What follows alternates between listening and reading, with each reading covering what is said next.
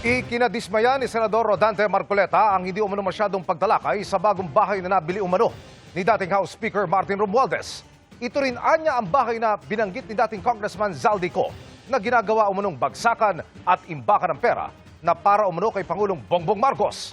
Nakatutok si Mav Gonzales. Sa pagdinig ng Senate Blue Ribbon Committee kahapon, inungkat ang bahay sa 30 Tamarind Street sa South Forbes na sinasabing nabili umano ni dating House Speaker Martin Romualdez. Allegedly, ang bagong owner is Martin Romualdez. Yun ang sinasabi. Si Speaker ba ang nasa deed of absolute sale? Kung hindi, sino? Kung alam ninyo. It's Golden Peasant po.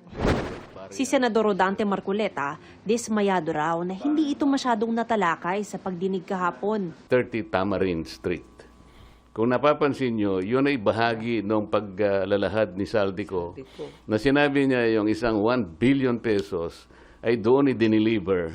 Kasi yun ang drop-off point na sinabi, sabi niya ni Martin Romualdez sa akin, diyan mo dalhin. Sana dapat mayroong mga tanong pa doon eh. Bakit hindi natin tawagin kung sino yung may-ari? Nasaan yung kontrata nasaan yung discontract? Di ba? Nabanggit lang ang pangalan ni Martin Romualdez. Ang tinutukoy ni Marcoleta ay ang mga sinabi ng nagtatagong dating Congressman Zaldico na unang nagbanggit tungkol sa bahay sa 30 Tamarind Street sa serye ng mga videong ipinost niya sa social media noong Nobyembre. Sinabi rin po sa akin, Speaker Martin Romualdez, na si PBBM ang nag-utos sa kanya na bilhin ang bahay sa number 30 Tamarind Street para gamitin bilang bagsakan at imbakan ng pera mula sa mga SOP, collection at deliveries na para sa Pangulo. Ayon kay Blue Ribbon Committee Chairman Senador Ping Lacson, sa mga opisyal na dokumento, ang Golden Peasant Holdings Corporation ang nakabili ng mansyon na ang ilang stockholder daw ay nakaupo sa ilang kumpanya ng dating speaker. We're not trying to implicate the former speaker.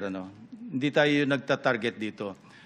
Dumating lang sa ating attention, but we cannot disregard because sabi ko nga, there were persistent reports na ang initial information nga sa pangalan ni Diskaya or kay Diskaya na ibenta. Hindi naman ito enough to implicate or to implead the former speaker. But this is something that the OJ or the Ombudsman or the Ombudsman can follow through. We are only providing a lead for whatever it is worth. Sinusubukan naming makuha ang panig ni Romualdez, pero naon nang sinabi ng kanyang abogado na ang alegasyong si Romualdez ang bumili ng naturang bahay ay nanggaling lang sa sinabi ng mga staff ng dating tenant ng bahay na hindi naman suportado ng dokumento. Hindi rin daw lumabas ang pangalan ni Romualdez sa anumang titulo, kontrata o resibo na may kaugnayan sa property. Para sa GMA Integrated News, Mav Gonzales, nakatutok, 24 oras.